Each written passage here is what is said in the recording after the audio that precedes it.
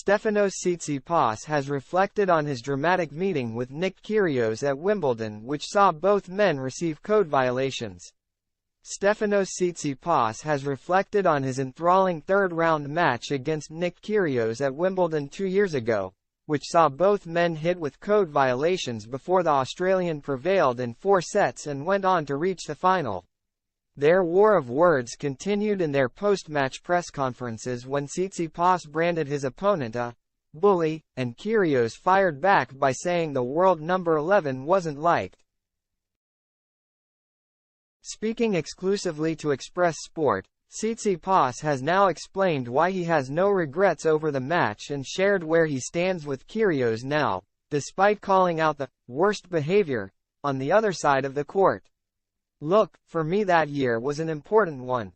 I felt like my tennis was great during that grass court swing," Tsitsipas told Express Sport days before Wimbledon. "If you check my results, I might not have delivered in Halle 2 weeks before, but I won my first grass court tournament in Mallorca and I was feeling great with my game. I had a great win in the second round against Jordan Thompson. I feel like he's one of the good guys to beat on grass.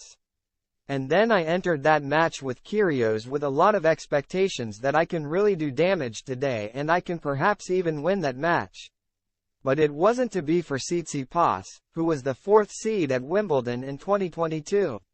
He took the first set in a tiebreak, but things got fiery when he swatted a ball into the crowd after losing the second and Kyrgios called for him to be defaulted.